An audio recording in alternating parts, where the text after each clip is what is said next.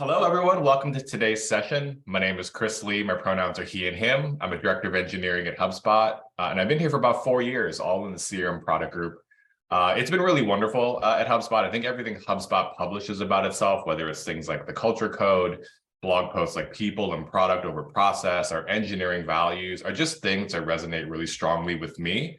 And we're here today to talk with our panel to find out more things about the engineering group and department.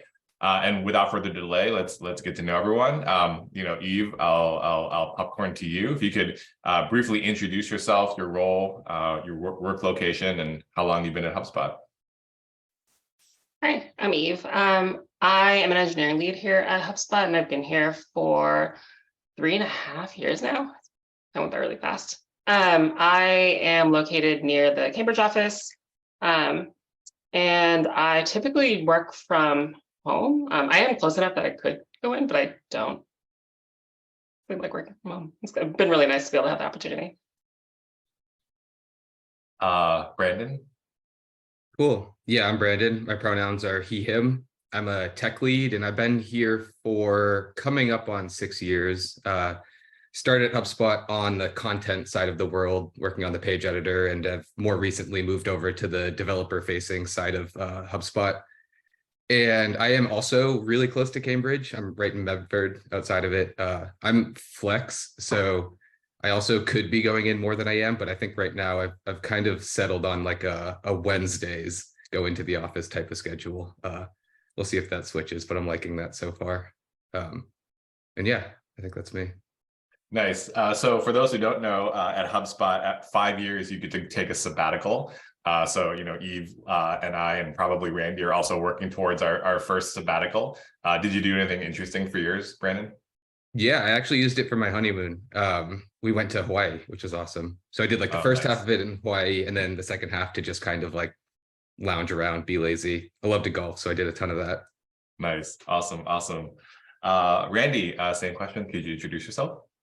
Yeah, I'm also working from near the Cambridge office. I live in Somerville. I'm a senior software engineer on the coaching front end team and sales execution platform. And I'm actually in office. I come in about 4 days a week, except Wednesdays. So I guess Brendan and I never really run into each other. Yeah. Awesome. Well, thank you all for joining us today. Really appreciate you guys taking the time to sort of share your experiences with everyone. I'd love to hear a little bit more about your career journey, what brought you to HubSpot. Randy, I'll start with you. Yeah, so I may have had like a little bit of a different career journey from the rest of the panelists. I actually studied politics and pre-law in my undergrad and was an IP paralegal before I became a software engineer. It was actually only over the pandemic when I started hobby coding that I realized I really enjoyed the creative problem-solving aspect of engineering. So I did a career shift and I've been at HubSpot ever since. That's awesome. I always sort of, I was sort of lucky that I fell into like computers at an early age, but I always am really inspired by folks who maybe took a different path. And then it's always fun to find out the thing that got people interested in programming. Was there anything you were doing as a paralegal that sort of made you think, oh, actually, I'm actually really interested in programming, or how did you get into it? Yeah, so I was a patent paralegal, so I got to read a lot of patents in the mechanical engineering group. And as I was reading through the patents, I was like, oh, wouldn't that be really cool to be a part of that development process? So that's how I ended up here. That's awesome. Congratulations on the career shift. Thanks. Eve. I think mine's been pretty weird too. So I have been around computers my whole life. I was asked to create a website for my high school. And that was fun. So I've been kind of doing this thing for a while. I actively tried not to do it. In college, I went through several different majors to just try to find something else. I went through biomedical engineering, mechanical engineering, fire protection engineering. That was really interesting to go through for a little bit. And then I just ended up back in electrical computer engineering. It's just the thing that I was good at. So I've been doing I've been doing computer engineering stuff for a while now. I started off in smaller companies, a couple hundred people. And then eventually I ended up at Amazon, where I wanted to go there because I was like, I don't know how giant companies work. If you have like a few hundred people, it's really easy to coordinate. If you have like thousands of people, I don't understand how you keep everyone on track. And so that was the thing I wanted to learn from going there. I feel like I picked up some interesting lessons. I learned how to be a manager at Amazon, and then I made the move to HubSpot because I wanted something a little bit smaller, something where I could like have a little more exposure to customers. And I've been here since, and it's been great. Awesome. Awesome. Yeah. I also went through a similar thing in college where I was computer science and then, potentially deviated for a little bit, like into like pre-dental because both my parents are dentists, and then human computer interaction. But then I took a psych class and didn't find that very interesting. And then sort of like, I'll just finish this computer science thing and see where it goes. And it turned out pretty lucky that it probably was the right choice. Brandon, how about you? Yeah, I always wish that my story was more interesting than it is. It's like very straightforward. I went to college for computer science. At the orientation, they said that you can do a dual major. So there, I decided to actually switch that to comp sci and business, a combined major. And then, so I went to Northeastern and they did the co-op program. So for one of those co-ops, actually, this is kind of a fun fact. I worked at a company called Nanigans, where Eve was actually my mentor there. And then haven't seen Eve for a long time. And then she showed up at HubSpot one day and I was like, wait, I know, I know you. But that was actually my first experience of doing computer science in a professional setting. And I really loved that. So for my next one, I actually knew a couple friends who had done HubSpot as their co-op and they were really, really selling it. So I pushed for that, ended up working at HubSpot for my last co-op and then got an offer and have just been at HubSpot ever since. So Nice. very linear there. No, that's great. That's great. And I think there's many of us sort of a little bit on the older side of our careers, and we always wonder what it would have been like if like our first job would have been something like HubSpot, because it is pretty fantastic here. I think HubSpot does a pretty good job about writing our cultures, writing about our culture, our values. I mentioned sort of the culture code, the different blog posts we have. And if you could think back to when you start, still some of it ends up being surprising. Does there anything that sort of stands out to you in terms of, even though like you may have read all those materials that you found, something sort of stood out to you about HubSpot when you got here? Does anyone want to start? Yeah, Brandon, I could start that, especially thinking back to when I first started. I was kind of like fresh out of college, so still pretty green as an engineer. There's two things that really surprised me. The first was just how smart everybody was. It was like insanely humbling, but then also how simultaneously humble they were. So nobody really had an ego, and still that holds true now. But I like especially realized it when I first started, where it can be really intimidating when you get to a team and you're like, oh my God, everybody here is so much smarter than me. But it was actually great because I had some really strong engineers on my team when I started, and they were really willing to like sit down, teach me stuff, catch me up to speed if there's something I didn't understand, explain things to me. And I feel like that first year that I was at HubSpot full time, especially, is probably the most I've ever grown in my career at HubSpot, or in my career period. Yeah, absolutely. Absolutely. Randy, how about you? Yeah, I just want to echo that. Like, we talk about our heart values all the time, but it's really not a joke. Like, everybody who works here is a really good person. And like, for example, in Slack discussions, I feel like people ask questions very graciously for the most part and respectfully. And then on the other side, people who are responding to those questions are really transparent when they don't know the answer. And they're like willing to work together to find the solution.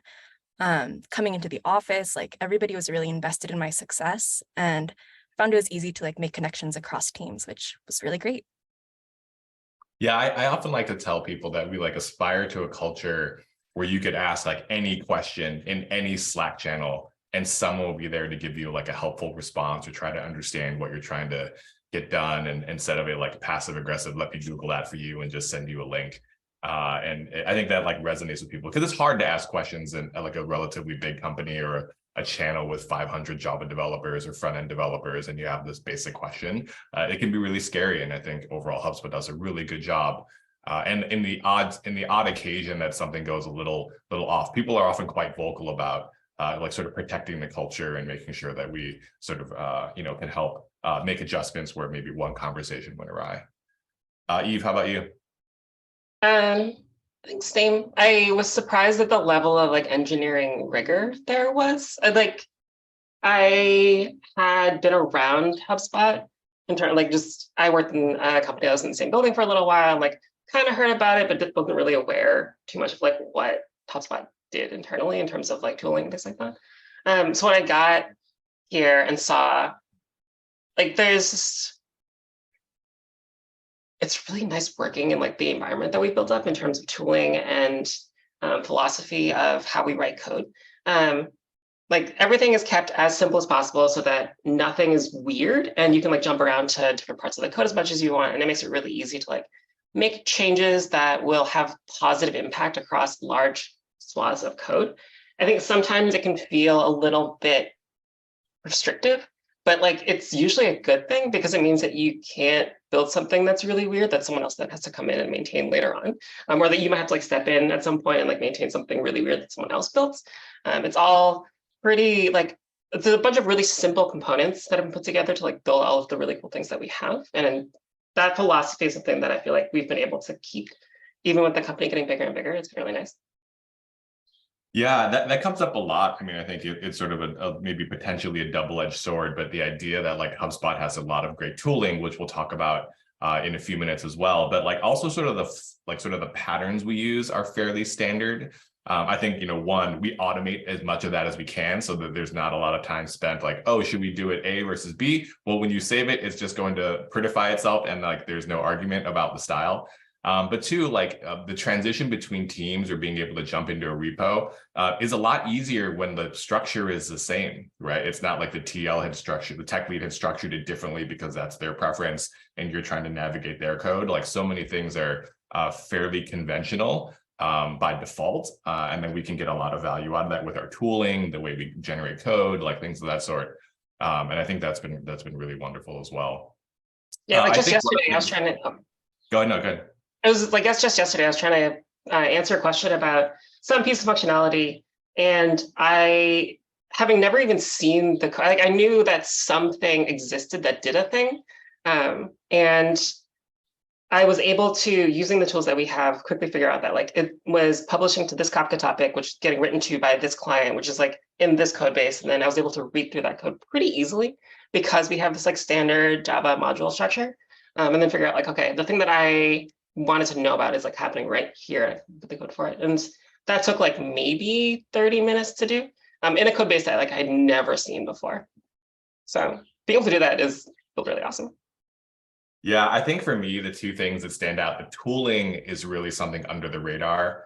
So maybe I'll jump into that question in sooner, but we basically invest like 20% of our engineering resources on like sort of the development platform that is HubSpot. So backend systems, front end systems, infrastructure, et cetera, so that like product development teams in particular can focus on delivering value to customers and not like wrestling with your build chain, your Webpack, like et cetera, et cetera. But even all the tools for like monitoring and alerting and all the automation there doesn't have to be like invented by every team every time. And I think that had a ton of value to us as we scale. And it just really makes it a pretty fantastic environment to write code in. The tooling is something I tell a lot of candidates and folks I'm talking to that like we have great tooling, but I can tell you that and you won't know what that means and you'll be like, whatever, I'm sure it's fine. And then you get here and it's like, oh my gosh, the tooling is actually really good. Is there any particular tools you guys work with that like sort of stand out to you as far as like, one of your favorite tools to use, one of the best tools, sort of that we have at HubSpot and maybe how it helps you sort of scale your impact at HubSpot? Yeah, where to start? There's like 100 tools that are awesome. As a front end, top three. Give me top three. Top three. Okay, I can give you top three. I'd say one of my favorites is the front end command line tool Asset Vendor, which handles running all of the front end projects. Eve was talking about how it's easy to like go from one team to another and work across code bases. Well, Asset Vendor on the front end side makes it easy to just like pull any team's front end app and then run it. You don't have to know anything special about how their app is configured or anything. You can just run any of the HubSpot apps, which is super useful if you're trying to like, if you own a library or something and you're trying to debug something that happens in an app that you're not super familiar with. So that's really cool. And it handles all like dependency management, everything too. It's really neat. Then another really neat one is our Canvas UI component system, where I don't really have to write CSS or SAS or anything that much, which is amazing to me. All of the components are standardized. You don't have to worry about what color or shape a button should be. It's all handled for you. So you can kind of just like work quickly and spin out different pages without having to like wrestle with CSS. And then the last one that I'll say is just our build tool, Blazar. That thing is so cool. It handles all of like the dependency builds and everything. If you own a library and you push something and merge it and other apps depend on that, it just automatically handles rebuilding those to pick up the dependency update. And if teams have it configured, automatically deploying that new build for them to QA. And it's just all streamlined. It's so cool. Everything is so easy. You just write code and then press buttons. That's it. Yeah, I so as Brandon mentioned, Canvas is our sort of design system with there's a public facing like reference, and then we have an internal implementation of it and sort of in React. And I tell a lot of engineers like you might go 6 months without writing CSS, right? And we really can focus a lot on like sort of front end engineering more than we are necessarily the styling. And yes, occasionally we have to create new components and things of that sort, but the design system is pretty robust. Randy, do you have any favorite tools or things that you've used at HubSpot? Yeah, so I'm also on the front end, so echo all of that. Those tools are fantastic. I think one that comes to mind is the new AT error tracking UI, because I think that it really exemplifies what's unique about our culture. So we use Selenium on the front end, like debugging is notoriously difficult. And so it was actually the sales rep engagement team that created this new UI that like sets a specific date range and like the number of times that tests fail during that date range. And it was so good that now it's actually part of our acceptance testing dashboard. And I feel like this really shows that like HubSpot, like if you see a problem, then you're encouraged to try to solve those problems, and like good ideas are held up across the company, no matter where they come from. So that's like only one example of how like a team decided that like, oh, we're going to create this new tool, which is really cool. Yeah, I mean, even there, the whole idea that we have our own front end testing infrastructure is pretty amazing. For a lot of front end developers who might be familiar with tools like Browser Stack or other Selenium based tools, like they're often notoriously really slow. But we have our own in-house cluster, our own tooling, our own dashboards that basically makes it so you can run the test 10 times faster than we would sort of in a sort of productized version, outside of HubSpot. And it is like pretty freaking amazing. It just makes, testing, is, I happen to love testing because it sort of gives us confidence that we can deploy, to customers. But, it's always great to make anything easier. Anything to make testing easier is probably a good thing. Eve, how about the backend perspective? I think there's a few things. Like one is the MySQL migration service that we have. It like normally when you are working with modifying MySQL tables, you have a bunch of like modify statements that you run, have to keep track of.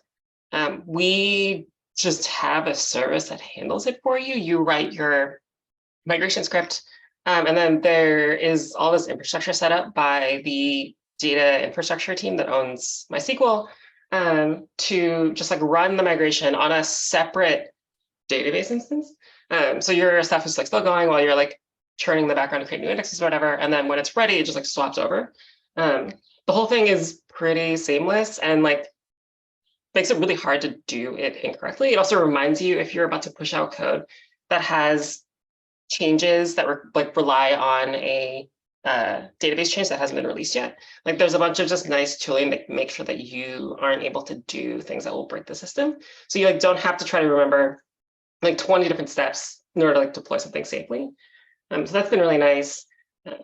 One really nice piece of thing that happened in the background while I wasn't paying attention is that like when I first started here, in order to test out changes that affected multiple services, I would have to like spin up multiple services locally and then configure them to like point to each other manually. At some point in the last 3 years, someone added a feature that will automatically figure out if you have a local service running and then just point everything to it. So you don't have to like even figure out how to like add in a little string config somewhere that like points it to a local instance of your service. It just happens for you. So like we just have an entire team who's doing that in the background somewhere, like adding in new tooling to just make your life just like a little bit tiny bit easier. And like that just adds up over time to just make the development process really nice and smooth. Nice. That's awesome. Yeah, I remember early on at HubSpot too, like, we have a bot that would suggest copy, right? And sort of review like the wording you're going to put in the websites and in the applications. And it would sort of tell you like, oh, we don't, we always capitalize this word, or we don't use redundant language like, sorry, you had an error, and it just like sort of crisps everything up. And it just makes, copywriting is not our strength. Most of the time. And it's just another example of, something that's seemingly so small that, but like helps smooth out the process so we can ship product to customers faster. Was that BethBot? Yeah, BethBot. Yeah, I'm not sure if BethBot is actually still in use now, but I remember it being really awesome when I was using it a few years ago. Oh yeah. I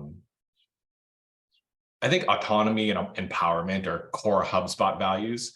And things that HubSpotters really enjoy, right? I think we do ask HubSpotters to do a lot because we're basically providing HubSpotters with a lot of information. And then in some ways, we're asking teams to figure out, hey, with these inputs from your customers, other sources, like do the best you can to make the best product you can.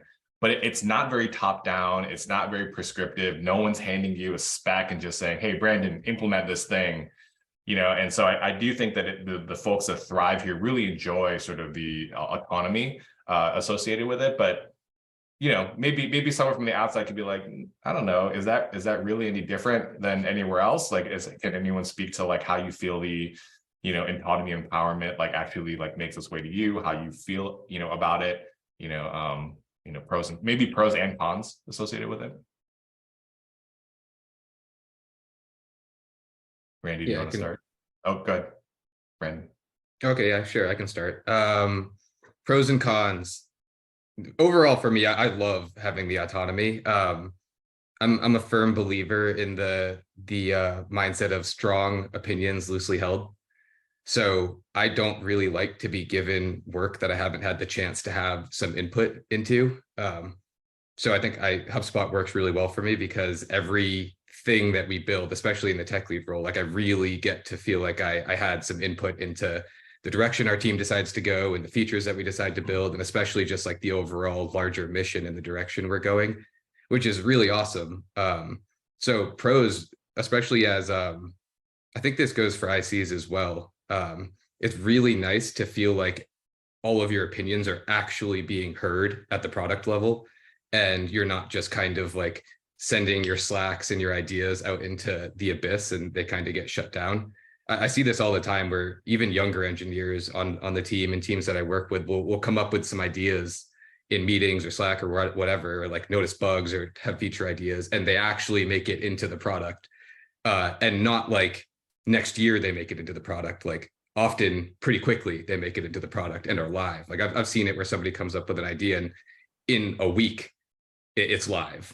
And customers are actually using it. And I think that feeling is really cool to feel like you can make an actual impact on the product and you don't have to go through all of these different processes and everything to do that. So that's really neat. In terms of cons, I think that because teams have so much autonomy and nobody is really dictating top down, like here's the exact thing that you have to build, or like as an engineer, here's exactly how you have to spend your day or whatever. There is the opportunity to kind of slowly fail because nobody's like actively holding your hand. Like if you're a go-getter, you can thrive and it's awesome. And if you like having opinions and if you like doing really hard work, it's awesome. But if you need a little bit more structure and you feel like you can like get away with like not doing that much work or something, or like not having opinions, I think you'll kind of slowly, maybe fail's the wrong word, but you won't like succeed the way that somebody who's a go-getter really could. That being said, like if anybody reaches out for active help, then people are there for it. But I think that, yeah, I think an example of it is when I came into the tech lead role, I felt like there was an overwhelming amount of stuff to do because I was new to management and had to learn management. And then on top of that, I was on a new team. And I felt like it was hard for me to get over that hump of like learning the new responsibilities that I had. And it took like the extra work to do that and get to where I am now. But I think it could have easily gone the other direction if I wasn't driven and focused on getting there. Yeah, that makes sense. That makes sense. Eve, how about you? I feel like that's all pretty accurate. Like you have the room to take as much responsibility as you want. That can be sometimes bad because it can be easy to take more responsibility than you're ready for. But no one's really, this is something that like people are keeping an eye out for. Like there's this idea that small teams that HubSpot win. And if your team gets past like maybe 3 engineers, you start getting the question of like, is this too big? Are you doing too many things? Like, or do you own too much stuff? Because if you start to own too many things, it's hard to focus on any one particular problem. And you're sort of solving all of those problems like kind of okay, but maybe you could be solving one of them really well. And so we start like in general, we start to like have this feeling of like, is this team might be too big? Maybe we should like split into smaller ones and figure out some way to like make it so that people on this team can focus on these like problems that we care more about. Maybe we can drop some of the ones that we don't care about. But there's like this in-between place where you can like end up taking on too many things and you just don't have enough like bandwidth to do all of the things that you like tried to take on. And that can be tricky. It's like something you gotta like self-police a little bit. But it does mean that you can do as much as you want to and feel like you can do.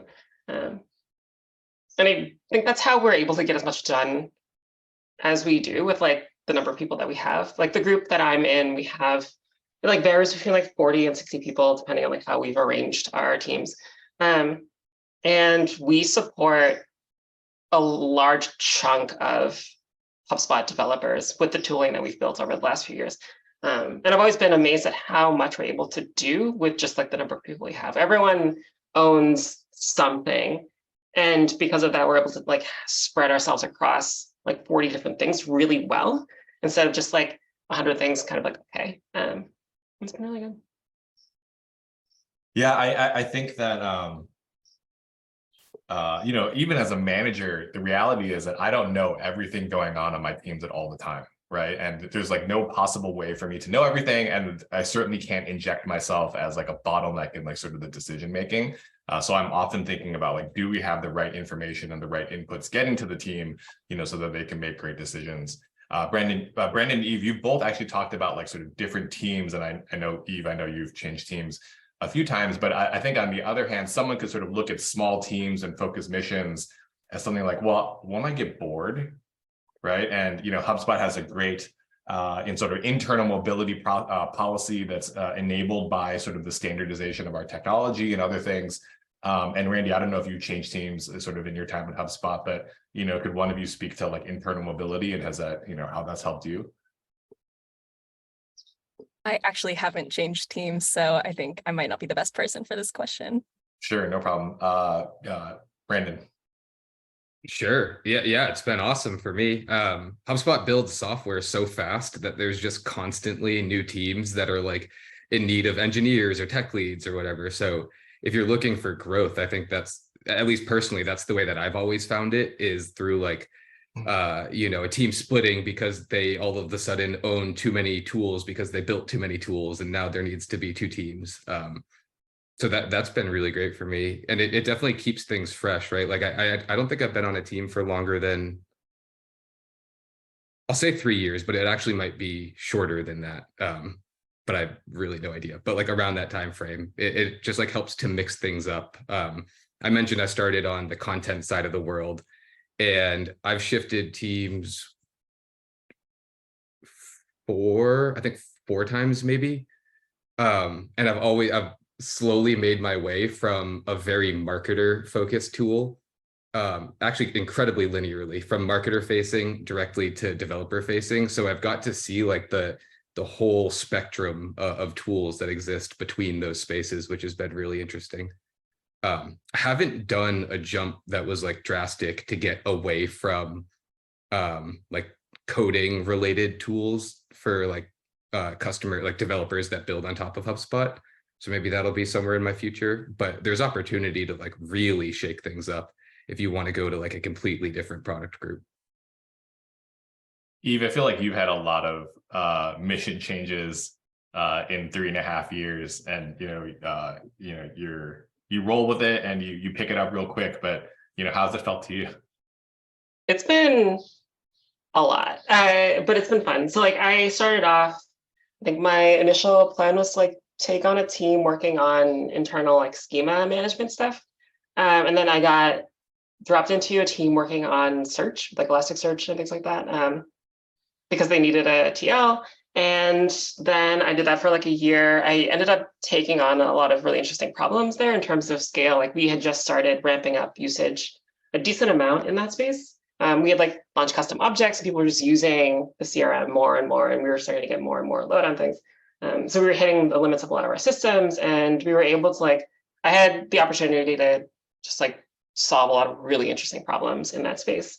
And then from there, I jumped into list segmentation stuff. This is one of our internal systems that handles putting contacts in lists, which sounds really simple on the face of it, but under the covers, I think it is like probably the most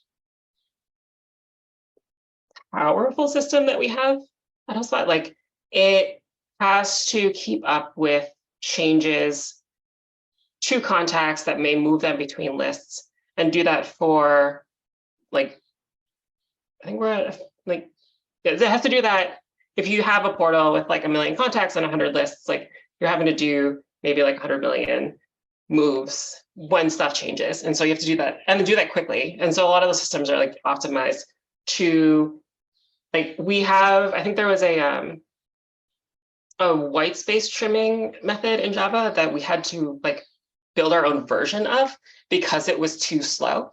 It's like that kind of thing. Like that was really interesting, just seeing how to deal with processing stuff at scale in more and more efficient ways so that we didn't, like, one, make the system too expensive to run, but also to like didn't take down other systems around us when we needed to like figure out how to process these filters for these lists.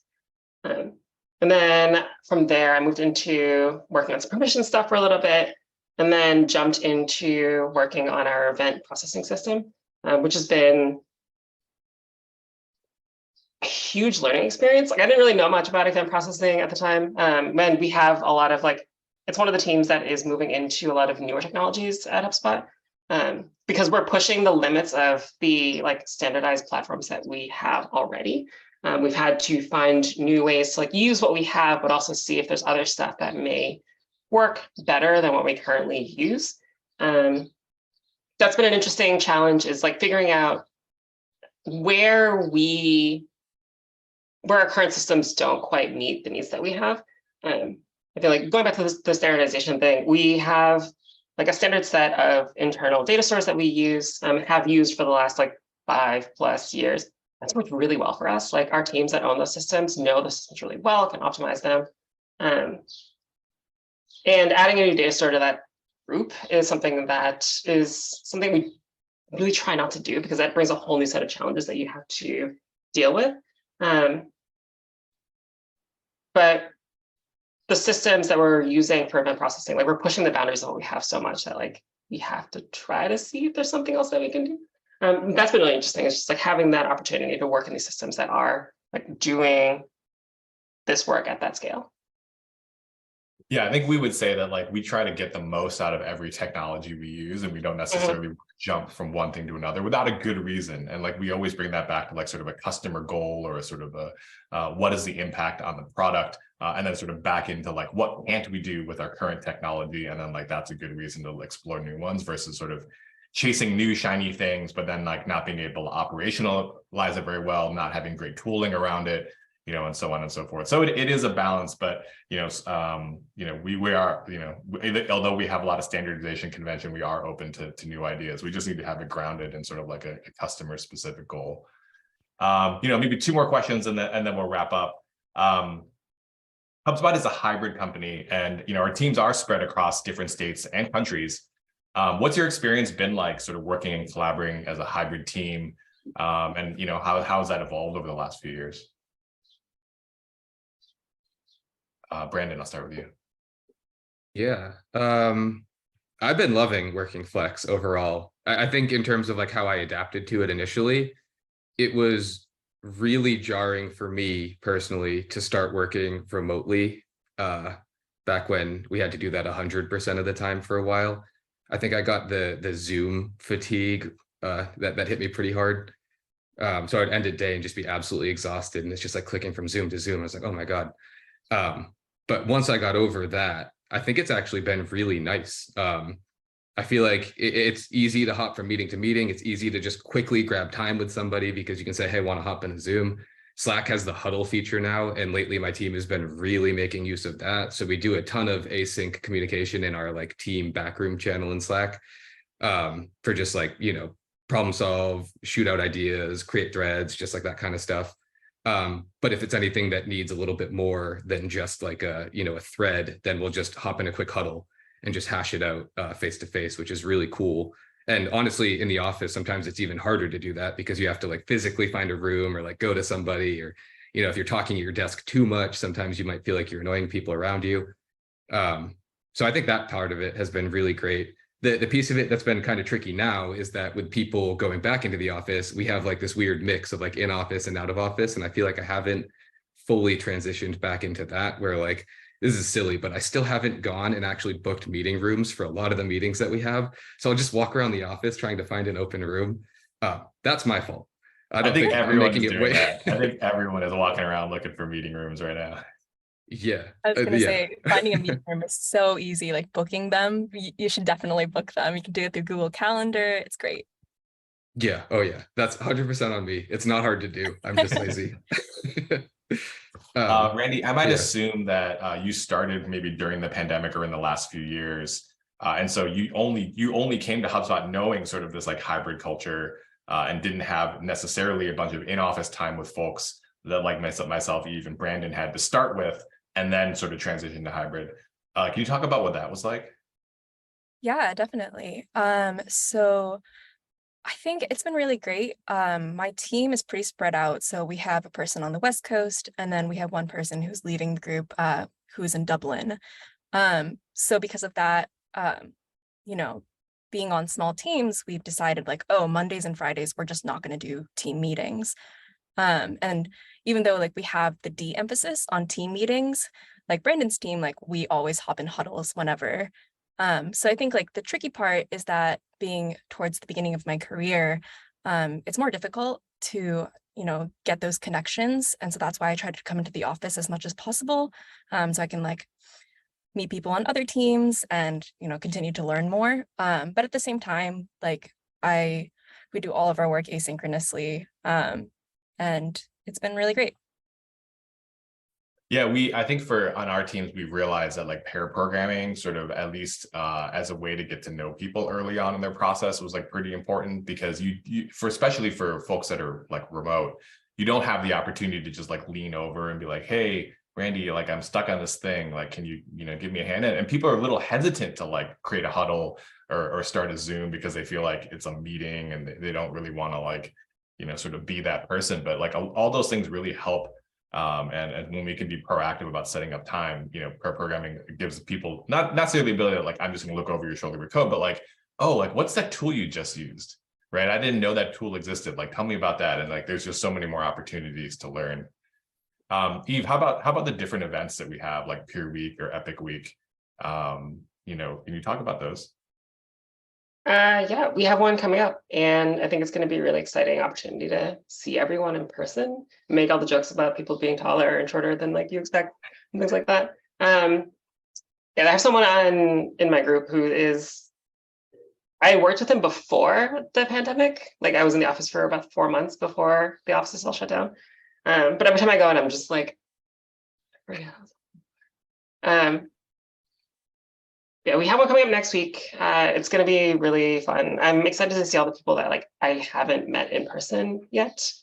I think it's interesting because of how we frame those events. I think for the most part, we don't need to be in person to get most of the things we need to do done. I think we're pretty good about like producing documentation and communicating the things that are going on in a bunch of different avenues that like you don't need to be in face. Like the hallway conversations are nice, but there was a lot of talk early on that like you shouldn't have to have the hallway conversation in order to know what's happening, because that just like is a huge failure in terms of scaling people. If you have to like have a hallway conversation with every single person in your team, like you're just gonna be spending all your time talking to people in hallways.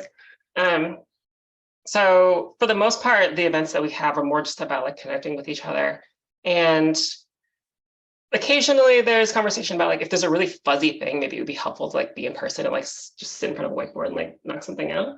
But those happen pretty infrequently for the most part. So I think it's nice that like we have this emphasis on the connection part of things. Like I know for me next week, I don't really think I'm getting any work done.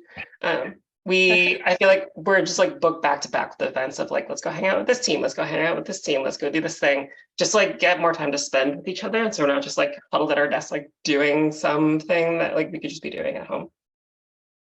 Yeah, and next week, so Peer Week is, our, sort of our once a year, more social inclusion and belonging event, and then Epic Week is our sort of tech conference, like internal tech conference. And next year will actually be my first Peer Week as well, because I missed last year because I was moving back to Chicago at the time.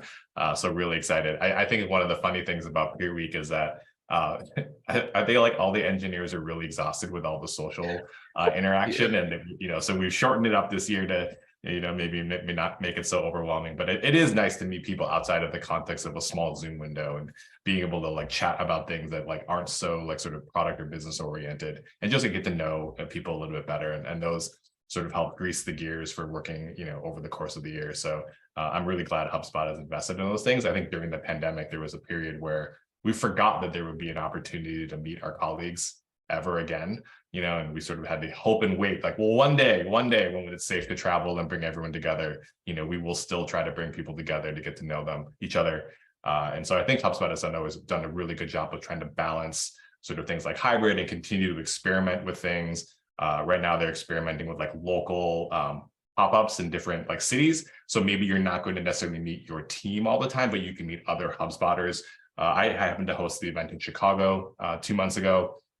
And so just like different things that can get us out of just like Zoom happy hour, which, where all of us are kind of done with at this point.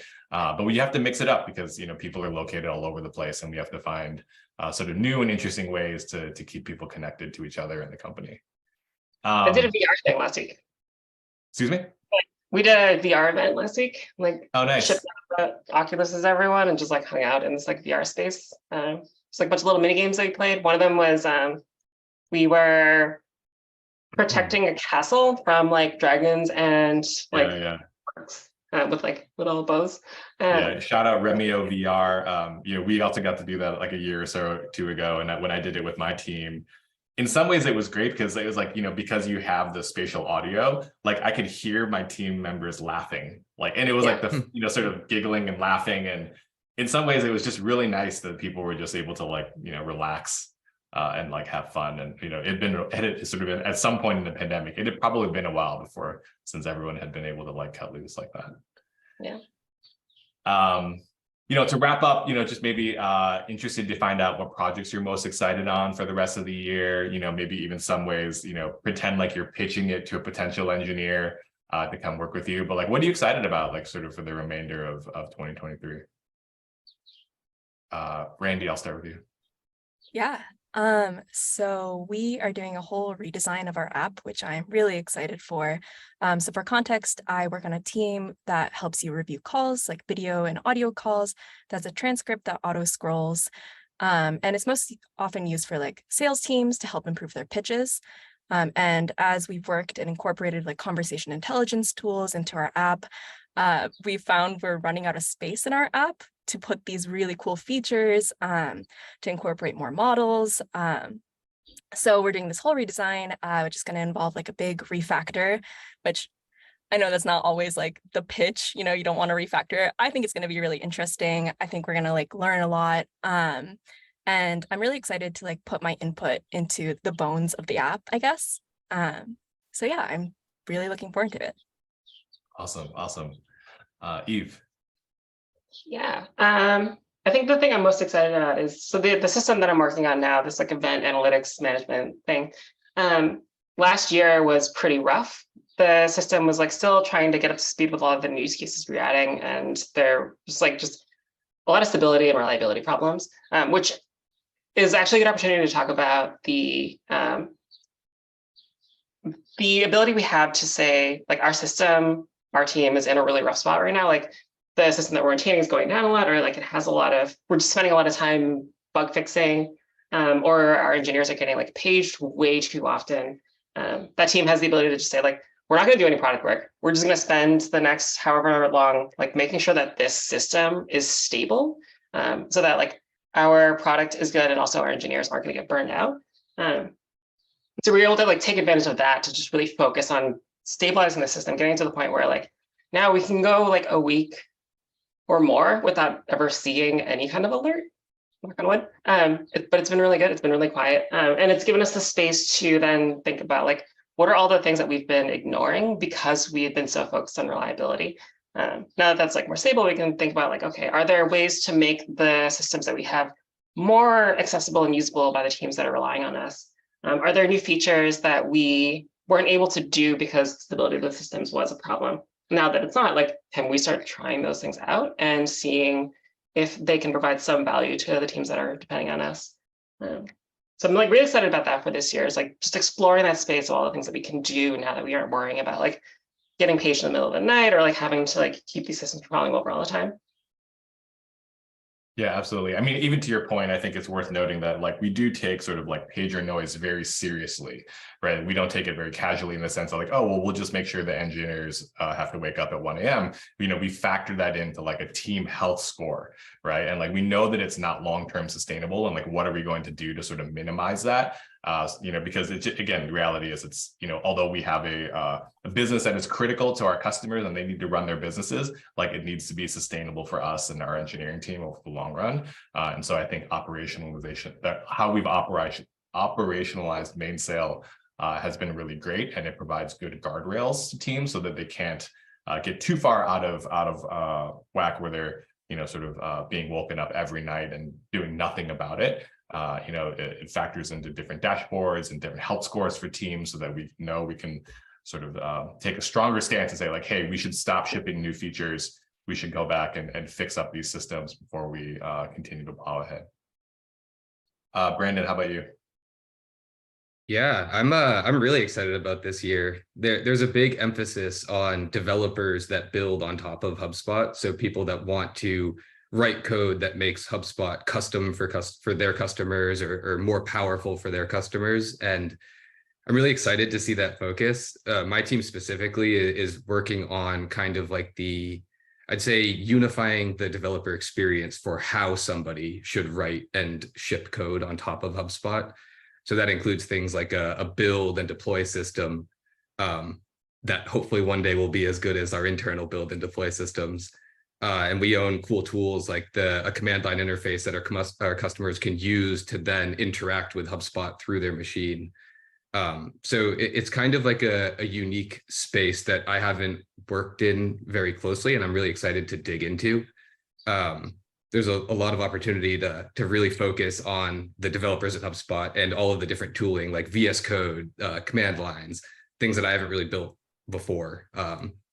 So I don't know, a lot of opportunity there. And it'll be really cool to see what people can actually build on top of HubSpot. That's always like the neat thing is like, here's the building block. Now let's go see what you can actually do with it, because people always surprise you there. You know, I think the best thing about all of your answers is that all of you clearly get excited about the missions that you're on, right? And, you know, even though like from the outside, people may not know exactly what you're doing, they can tell that you have a passion for it and are very interested in it. And I think that like shines through. But that is unfortunately all the time we have for today. I wanted to thank the three of you for spending an hour with me, sharing some of the insights. I know we couldn't get into everything HubSpot and everything HubSpot engineering. We could talk all day. For those watching this session, I hope you enjoyed hearing about different perspectives from some of our engineering team members here at HubSpot. If you have any questions about a career in engineering at HubSpot, please visit our career website. And thanks for watching. Randy, Brandon, Eve, thanks so much. Have a good day.